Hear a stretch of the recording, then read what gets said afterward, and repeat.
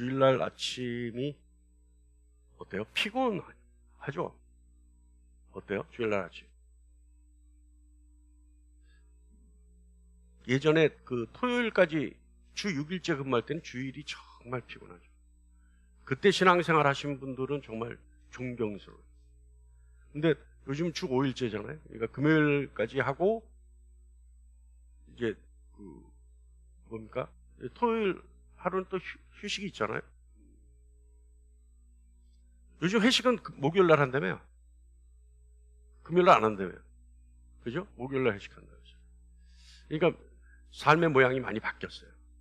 근데 삶의 모양이 아무리 바뀌고 세상이 아무리 변해도 기독교의 가르침은 바뀌지 않습니다. 이건 바뀔 수가 없죠.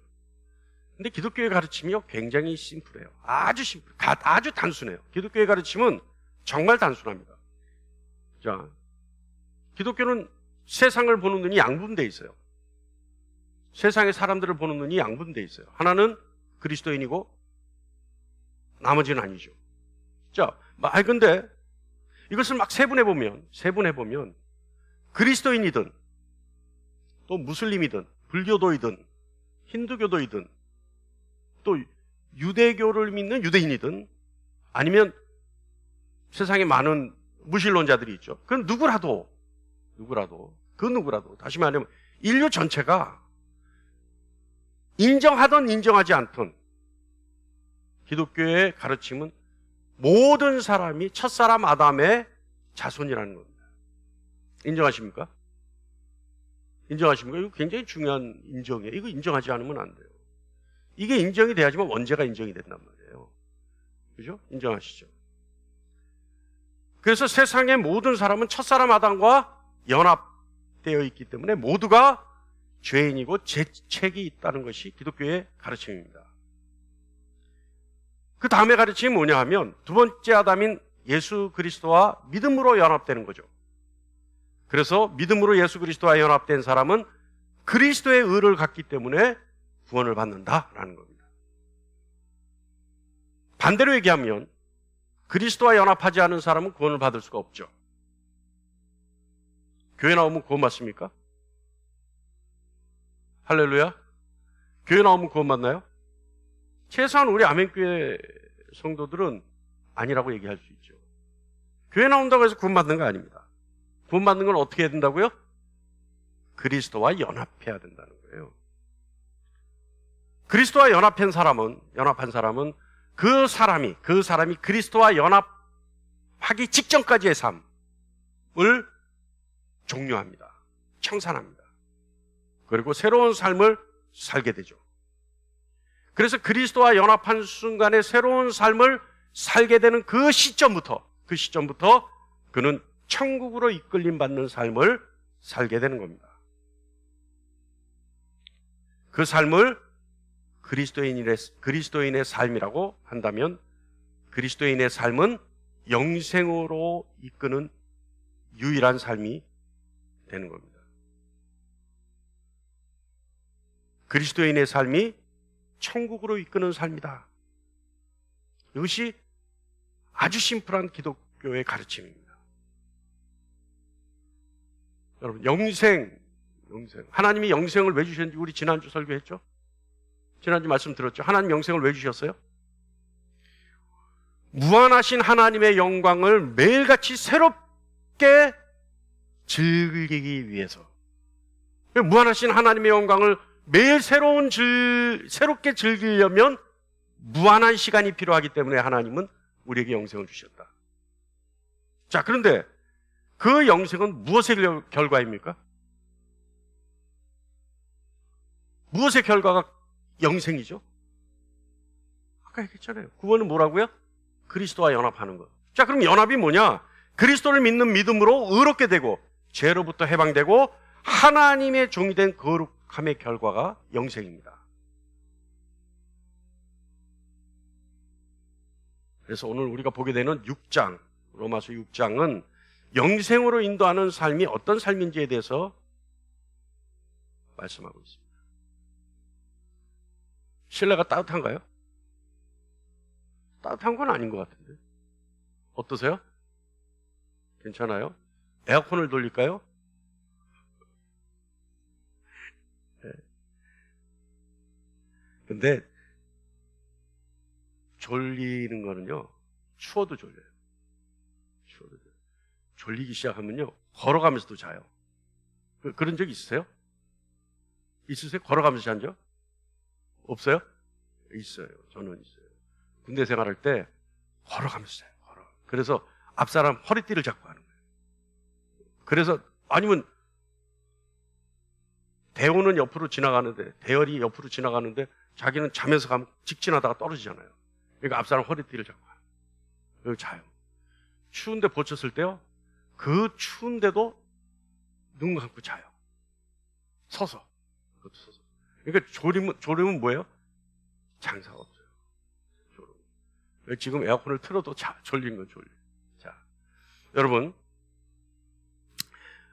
그리스도의 삶, 이 6장에서 이제 그리스도인의 삶이 어떤 삶이냐, 이게 실질적인 삶이에요. 그래서 이제 우리가 현실적인 삶을 얘기하는 건데요. 우리 함께 오늘 나눠보죠.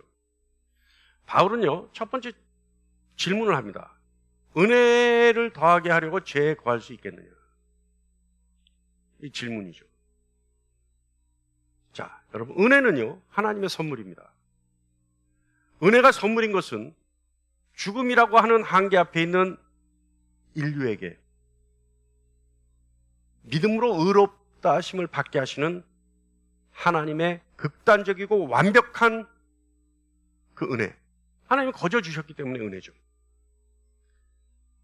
인간은 자신의 의가 아닌 그리스도의 순종으로 인정받은 의를 믿음이라고 하는 명분으로 의롭다 인정을 받게 되죠. 이것이 은혜예요. 그런데 여기서 우리가 한번 생각해 볼 것이 있어요. 지금 저번 주에도 우리가 했고 그 전주에도 했고 이번 주에 이제 하는 것이 그리스도인의 삶이라는 겁니다. 자, 그런데 지지난주에 했던 로마서 5장 20절 말씀, 거기 보면 다 같이요, 시작. 제가 더한 곳에 은혜가 더욱 넘쳤나니. 제가 있는 곳에 은혜가 더욱 넘쳐요. 제가 있는 곳에. 자, 이 말씀을 했고 바울이 이 말씀을 했어요. 그 다음에 오늘 본문 6장 1절 말씀 보면 다 같이요, 시작. 그런즉 우리가 무슨 말을 하리요? 은혜를 더하게 하려고 죄에 거하겠느냐. 자, 이거요, 이 말씀이요, 이 관계가, 이 두 말씀의 관계가 굉장히 어색하죠. 자, 다시 우리 이거 같이 띄울 수 있습니까? 로마서 5장 20절과 6장 1절 말씀 같이 띄울 수 있나요? 아니면 그냥 머릿속에 그리세요. 제가 더한 것에 은혜가 있죠. 제가 더한 것에 은혜가 넘쳐나요? 제가 더한 것에 은혜가 넘쳐나요? 제가 더한 것에 은혜가 넘쳐나요? 제가 있는 것에 반드시 은혜가 넘쳐나요? 자, 그런데 그런즉 우리가 무슨 말을 하리요? 은혜를 더하게 하려고 죄에 거하겠느냐. 아니, 죄가 은혜를 넘쳐나게 하는데 바울은 또다시 모순적인 얘기를 해요. 은혜를 더하게 하려고 죄에 거하겠느냐. 아니, 죄가 있는 곳에 은혜가 넘쳐나는데 그렇다고 은혜 받으려고 죄에 거하겠느냐. 이게 좀 어색하죠. 이거 어색해요. 이 어색한 것을 우리가 한번 생각해 봐야 되겠다 이 말이죠. 바울은 우리의 의가 아닌 그리스도의 의를 근거로 죄인들을 용서하고 받아들이시는 하나님의 행위, 하나님이 하시는 일, 이것을 은혜라고 얘기합니다.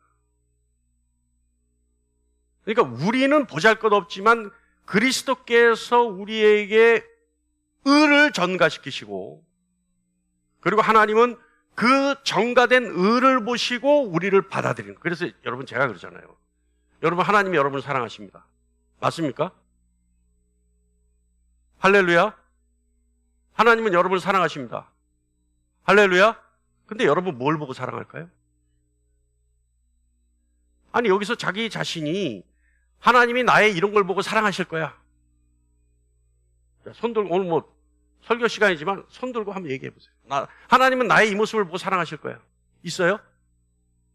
하나님은 우리의 어떤 모습도 사랑할 수 없는 모습이에요. 사랑할 게 아무것도 없어요. 단 무엇을 보시고 우리를 사랑하시느냐? 우리에게 있는 예수 그리스도의 형상을 보고 우리를 사랑하십니다. 그러니까 예수 그리스도의 형상이 없으면 우리는 하나님 앞에 사랑받을 수 있는 존재가 아니라는 거죠. 자, 하나님이 우리에게 예수 그리스도의 은혜를, 예수 그리스도의 의를 예수 그리스도의 형상을 우리에게 주시고 하나님이 그 주신 그것을 보시면서 우리를 사랑하시려고 작정하시는 것, 이것이 은혜라. 인정하십니까? 할렐루야. 할렐루야. 인정하십니까? 예. 자,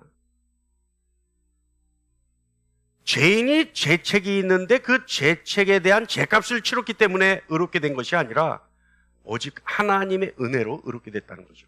이건 뭐 기독교에 입문하면서부터 기가 따갑게 듣는 소리입니다.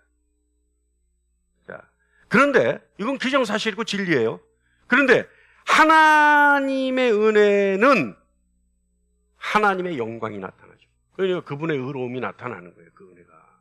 자, 그렇다면 여러분 한번 생각해 보죠.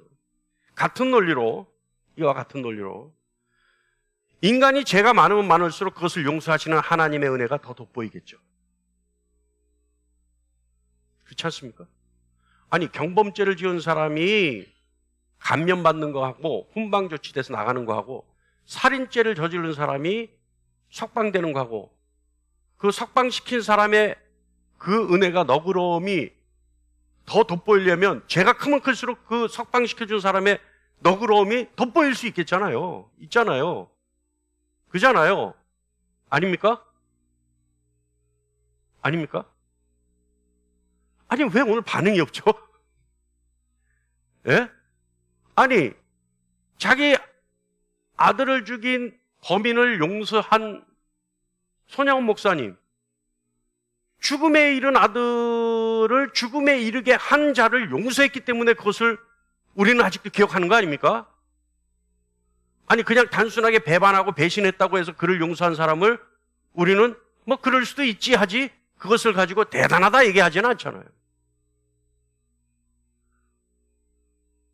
할렐루야? 예, 그렇죠. 예. 그러니까 여러분 생각해 보세요. 빚을 탕감받는데 빚이 많으면 많을수록 그 빚을 탕감해 주는 사람의 배포와 너그러움, 그리고 여유로움, 이거 돋보이잖아요. 너 10,000원 빌려가니까 10,000원 내가 빼줄게, 이거 하고, 너 1억 빌려갔는데 내가 그냥 안 받는 걸로 할게, 이거 하고. 어느 게 배포가 커요? 어느 게 너그러워요? 돈의 액수가 크면 클수록 더한 거 아니에요. 이거란 말이에요. 지금 바울이 얘기하는 거 그거란 말이에요. 예? 죄가 있는 곳에 은혜가 넘친다, 이거 이 얘기란 말이에요. 이 얘기. 그러니까 하나님의 은혜의 영광이 더 잘 나타날 수 있도록 더 많은 죄를 짓는 것이 타당한 것 아니냐 라고 생각할 수 있지 않겠느냐. 바울이 얘기하는 게 그거예요. 왜냐하면 5장 20절에 죄가 있는 곳에 은혜가 넘쳐나나니 라고 얘기했기 때문에 바울이 혹시 이 얘기를 듣고 많은 사람들이 오해하고 착각하기를, 아, 그렇다면 내가 죄를 더 많이 짓고 더 많이 짓고 더 많이 지어야 우리 하나님의 영광이 더 돋보이겠구나, 더 잘 나타나겠구나 착각을 하고 계속해서 죄를 더 많이 짓지 않을까 하고 우려한 바울의 얘기예요. 오늘 6장 1절이. 자, 인간의 의가 아닌 그리스도의 의를 근거로 죄인들을 용서하고 받아들이려고 한 하나님의 행위가 은혜인데, 그렇다면 인간이 계속해서 죄를 지어야 그 은혜가 더 빛나지 않겠느냐? 5장 20절이 논리죠. 여러분, 죄가 클수록 더 많은 용서가 베풀어지는 것은 기정사실입니다. 그죠? 작은 것 갖고 용서하는 게 아니라 큰 죄를 짓는 것, 용서하는 것, 그 은혜죠. 그게 죄가 크면 클수록 더 많은 은혜가 베풀어지는 것, 이 기정사실이죠. 그리고 계속해서 죄를 범해야지만 그 죄를 보상하려는 그리스도의 의가 더 위대해지고 더 빛날 것, 이거 분명한 사실이죠. 자, 그런데 조금 전에 얘기했죠. 제가 뭐라고 했어요? 5장 20절 말씀을 왜곡시키고 변질시켜서 진정으로 그리스도인의 삶이 아님에도 불구하고 그것을 그리스도인의 삶으로 착각하는 사람들에게 바울은 얘기합니다. 혹시 그럴까 봐 바울은 뭐라고 얘기해요? 6장 2절 말씀처럼 그럴 수 없느니라. 그럴 수 없느니라. 여러분, 바울은 그럴 수 없다고 얘기합니다. 그럴 수 없다고 해요. 은혜를 더하게 하려고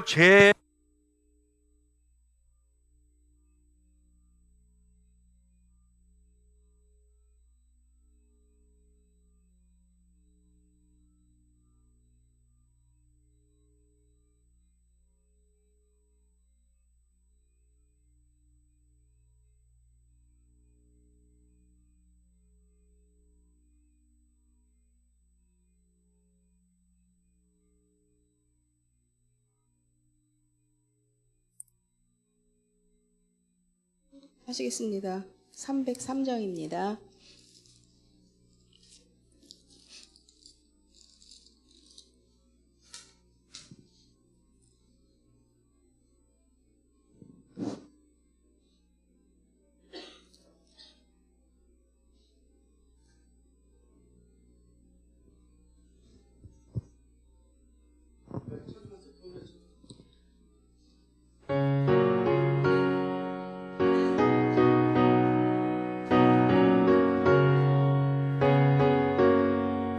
날 위하여 십자가에 중한 고통 받으사 대신 죽은 주 예수의 사랑하신 은혜여, 보배로운 피를 흘려 영영 죽을 죄에서 구속함을 어찌 찬양 안 할까. 아멘. 예수. 네, 됐습니다. 아멘. 좀 전에 예배 들어오기 전에 배터리를 바꿨는데 버리는 통에 있는 배터리로 제가 바꿨나 봐요. 네, 배터리를. 순간다는데 갑자기 이러면 또 당혹스럽죠. 제가 이 강계상에 서서 땀 흘려 본 게 지금 처음이에요. 네. 자, 우리 다시 집중해서 들어갑니다. 바울은 얘기해요. 그럴 수 없다. 그럴 수 없다. 은혜를 더하게 하려고 계속해서 죄에 머물러서는 안 된다고 말하는 거죠. 의롭다함을 받은 사람은 은혜를 더하게 하려고 죄에 거하지 않는다는 말입니다. 그런 일이 있을 수 없다는 얘기예요. 그래서 그 이유는 6장 2절 말씀입니다. 6장 2절 다 같이요. 6장 2절 시작. 죄에 대하여 죽은 우리가 어찌 그 가운데 더 살리어. 바울은 얘기합니다. 그럴 수 없느니라. 죄에 대하여 죽은 우리가 어찌 그 가운데 더 살리어. 근데 여러분, 죄에 대하여 죽은 우리가 어찌 그 가운데 더 살리어 라고 하는 것은 마치 질문과 같은 답을 하고 있는 거예요. 죄에 대하여 죽은 우리가 어떻게 여전히 죄 안에서 살아갈 수 있겠느냐? 라고 하는, 살아갈 수 있겠니? 라고 하는 질문 같지만 그 질문에 대한 답은 필요 없죠. 왜냐하면 그 안에 이미 답이 있기 때문에. 그래서 우리가 죄에 대하여 죽었다면 더 이상 죄 안에서 살 수 없다는 말과 같은 말이죠. 자, 여러분, 죽은 사람은 죄를 지을 수 없다. 이해하십니까? 죽은 사람이 죄를 지을 수 있나요? 죽은 사람은 죄를 지을 수가 없어요. 그래서 3절 말씀 보면 시작. 무릇 그리스도와 예수와 합하여 세례를 받은 우리는 그의 죽으심과 합하여 세례를 받은 줄을 알지 못하느냐. 죽었다는 거예요. 예수 그리스도와 연합한 자는. 예수 그리스도께서 십자가에 달려 죽으실 때 이미 그 자도 십자가에 달려 죽었다는 거예요. 죽은 자가 어떻게 죄를 짓겠느냐는 거죠. 3절 보면 죽은 사람은 죄를 지을 수 없다는 겁니다. 이것은요, 여러분, 반드시 우리가 알아야 할 사실이고 그리스도인이 이를 알지 못하면 놀라운 일입니다. 왜냐하면 바울은 그렇게 얘기하고 있어요. 그리스도인이라면 반드시 알아야 할 일. 죽은 사람이 어떻게 죄를 짓겠느냐. 자, 바울의 설명을 더 들어볼게요. 이건 여러분 오늘 중요한 교리 설명입니다. 그리고 교리 설교이기 때문에 이것을 모르면 슬픈 일이에요. 기독교인으로서 슬픈 일이에요. 그러니까 여러분 잘 들어보시기 바랍니다. 그리스도가 죽을 때 신자들은 그분과 함께 죽었다. 이것이 그리스도 교회, 기독교의 교리입니다. 그죠? 예수가 십자가에 달려 죽을 때 예수와 연합된 자도 그와 함께 십자가에 달려 죽었다. 믿으십니까? 뭐가 죽어요? 옛사람이 죽어요. 옛사람. 자, 로마서 6장 5절 말씀 봅니다. 오늘 말씀만 계속 읽을 거예요. 그러니까 여러분 집중해서 보셔야 돼요. 로마서 6장 5절 시작. 우리가 그의 죽으심과 같은 모양으로 연합한 자가 되었으면, 다음에 6장 6절입니다. 우리가 알거니와 우리의 옛사람이 예수와 함께 십자가에 못 박힌 것은 죄의 몸이 죽어 다시는 우리가 죄에게 종노릇하지 아니하려 함이니. 예수와 함께 십자가에 못 박혀 죽었다는 것은 죄의 몸이 죽은 것이고 죄의 몸이 죽었기 때문에 다시 죄의 종로로 타지 않는다. 또 6장 8절입니다. 시작. 만일 우리가 그리스도와 함께 죽었으면 예수 그리스도와 함께 연합한 자는 예수 그리스도와 함께 죽은 자들입니다. 그리스도인은 어떤 자들이라고요? 예수 그리스도와 함께 십자가에 죽은 자들이에요. 자, 여러분, 그리스도인이라는 사실은 그리스도와 연합했다라고 하는 얘기죠. 그리스도와 연합한 자들이란 말입니다. 이것을 무엇을 말하는 것인가 하면 그리스도에게 일어난 모든 일이 그리스도와 연합을 통해 그리스도인에게도 똑같이 일어난다는 얘기예요. 이해하십니까? 이해하십니까? 할렐루야. 그러니까 예수 그리스도의 삶에 있어 일어나는 모든 일은 그리스도와 연합한 자에게 똑같이 적용되고 일어난다는 얘기예요. 자, 그렇기 때문에 그리스도가 죽었을 때 그리스도인도 함께 죽은 것입니다. 이것이 의롭다함을 인정받은 자들이 계속해서 죄를 짓지 않는 핵심적인 이유입니다. 죽은 사람은 죄를 짓지 않습니다. 6절에 그 이유를 설명하죠. 다 같이요. 다시 6절 봅니다. 시작.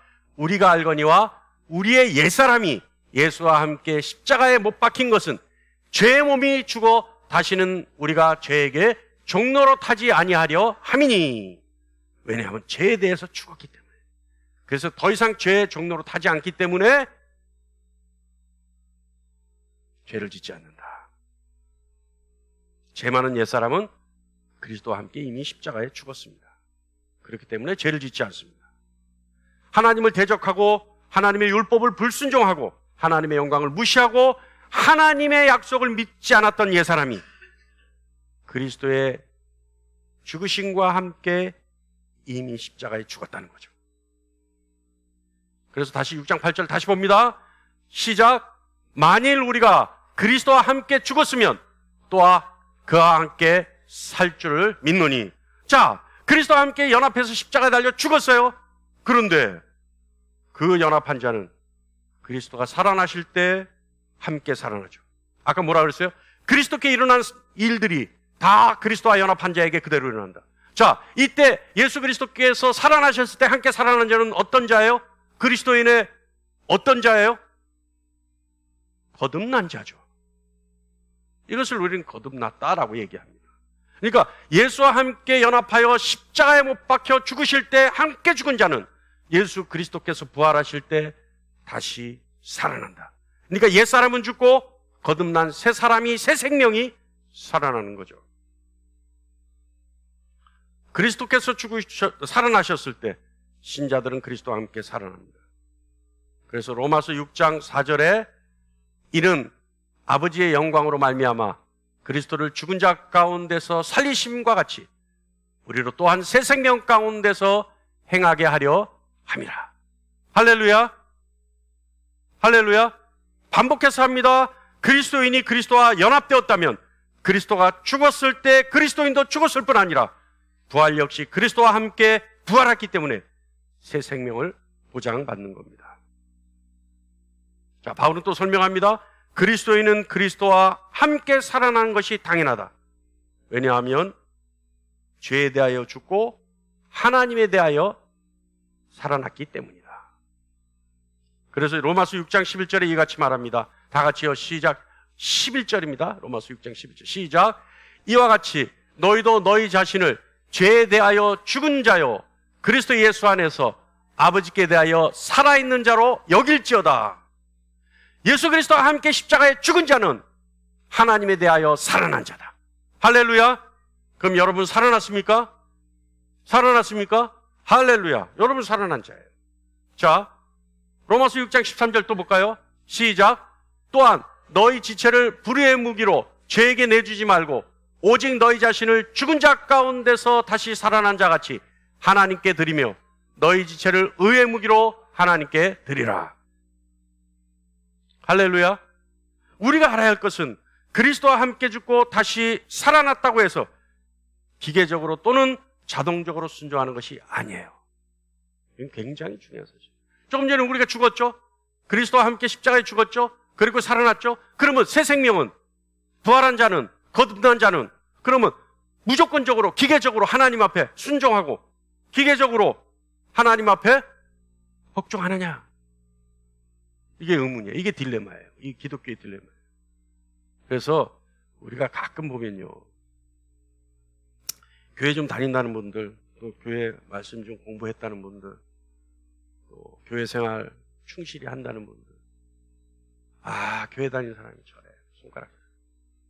오히려 교회 안에서 교회 다니는 사람을 더 정죄하잖아요. 그래, 안 그래요? 예?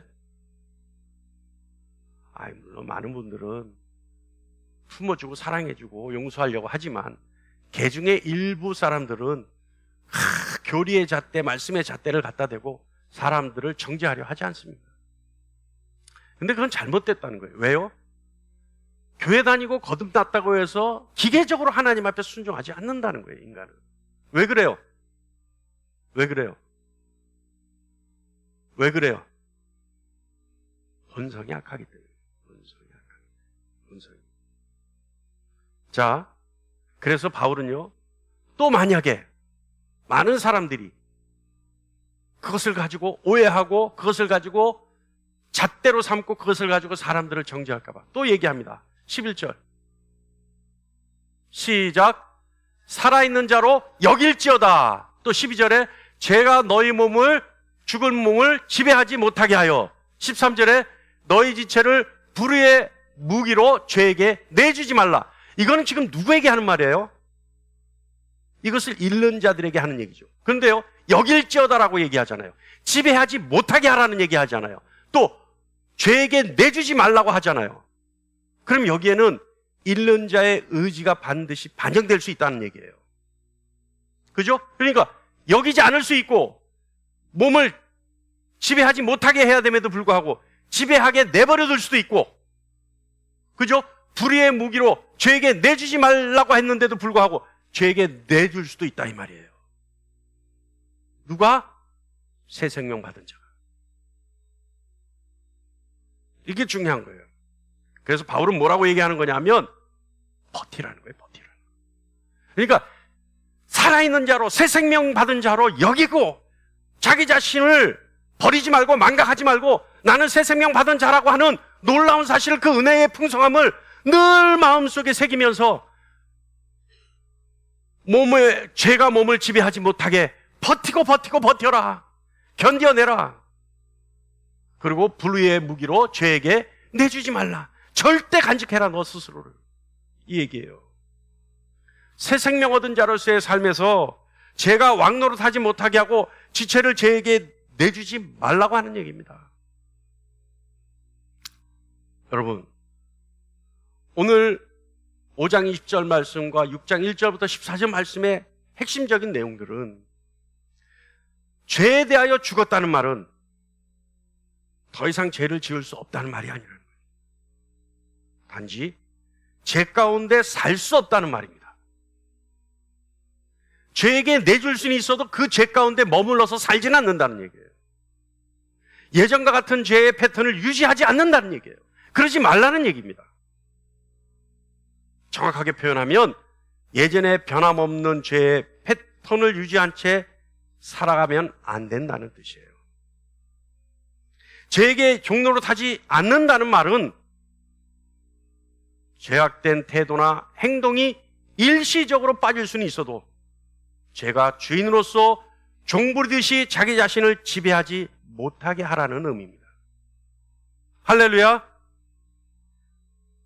여러분, 비록 우리가 죄에 대해 죽었어도, 그래서 더 이상 죄에 거하거나 살 수는 없어도 죄를 지을 수는 있고 죄를 짓고 있을 수도 있습니다. 그러나 그리스도인은 그리스도와 연합된 자로서 자기 자신에게 일어난 새 생명의 경이로운 실체임을 인식하고 그리스도와 연합한 자로서 증거를 위해 살아가는 자입니다. 할렐루야. 할렐루야.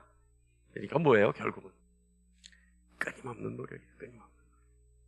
끊임없는 전투. 끊임없는 전투. 그래서 여러분, 우리 기독교인들 얘기하잖아요. 가끔 승리하세요. 승리하세요. 인사하잖아요. 승리하세요. 예? 하죠? 그럼 무슨 승리예요? 죄에게 내주지 말라는 거예요.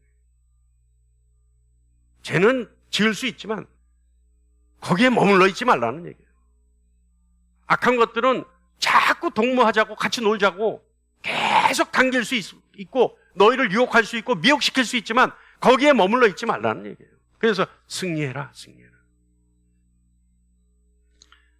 그래서 여러분, 그리스도와 연합한 자로서의 삶의 증거는 뭐예요? 전투하는 자의 모습이에요. 끊임없이 싸우는 자의 모습이에요. 자신의 삶에 안주하지 않고 끊임없이 죄와 싸우는 자의 모습이 그리스도와 연합한 자의 삶의 증거입니다. 할렐루야. 오늘 우리 설교의 제목이 뭐예요? 그리스도인의 삶. 3번 강조하잖아요. 3번. 예? 뭐예요 이게? 끊임없이 싸우는 자의 모습이 그리스도인의 삶이다. 한 번이 아니라 끊임없이 3.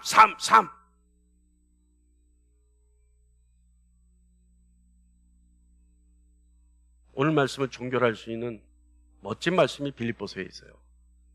우리 빌립보서 3장 12절 말씀 다 같이 한번 볼게요. 시작. 내가 이미 얻었다 함도 아니요 온전히 이루었다 함도 아니라 오직 내가 그리스도 예수께 잡힌 바 된 그것을 잡으려고 달려가노라. 할렐루야. 그러니까 그리스도인의 삶이 끊임없이 죄에 대하여 죽은 자로서 끊임없이 종노릇하지 않으려고 발버둥 치는 삶. 그래서 이미 얻었다 함도 아니요 온전히 이루었다 함도 아니요 그것을 잡으려고 달려가는 삶. 이 삶이라는 거죠. 우리 그러잖아요. 기독교인으로서 기독교의 묘한 말들이 있죠. 모순과 같은 말들이 있죠. 이미 그러나 아직. 그죠? 이미 승리했지만 아직 완성되지 않았다. 오늘 빌립보서 3장 12절 말씀 그거예요. 내가 이미 얻었다 함도 아니요 온전히 이루었다 함도 아니라 오직 내가 그리스도 예수께 잡힌 바 된 그것을 잡으려고 끊임없이 견디며 달려가노라. 여러분, 오래 뛰기 해봤습니까?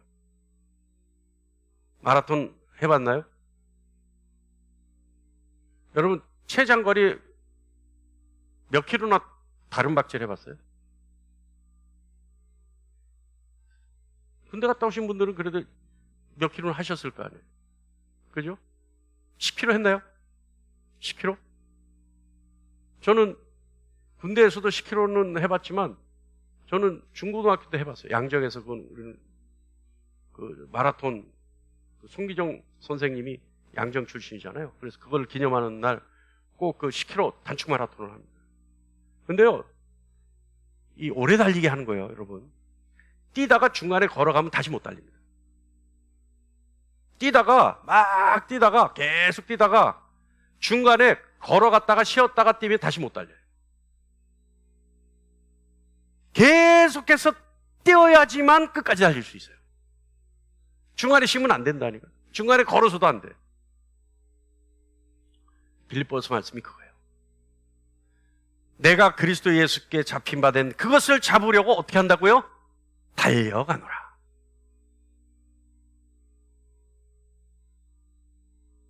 그리스도께 잡힌 바 됨으로써 그리스도 안에서 하나님이 이루신 놀라운 역사를 날마다 확인하며 달려가는 삶. 이 삶이 그리스도인의 삶입니다. 그러니까 어때요, 여러분? 그리스도인은 바빠요. 그래서 머물러 있지를 못해요. 바빠야 돼. 계속해서 달려가야 돼. 주님 안에서 끊임없이 주님 안에 잡힌 바 된 그것을 잡으려고 달려갈 줄 아는 저와 여러분 되기를 간절히 축원합니다. 여러분에게 끊임없이 솟아나는 독수리 날개치는 힘이 하나님으로부터 공급되기를 간절히 축원합니다. 여러분의 삶을 되돌아보며 늘 하나님 앞에 죄를 고백할 줄 알기를 간절히 축원합니다. 사단의 정죄가 사라지고 하나님 앞에 고백되어진 죄에 대해서 더 이상 자책하지 않는 여러분 되기를 간절히 축원합니다. 오늘 그리스도인의 삶을 통해 죄는 지을 수 있으나 죄에 머물러 있지 않고 똑같은 패턴의 유형의 죄를 반복해서 저지르지 않는 저와 여러분 되기를 간절히 축원합니다. 기도하겠습니다.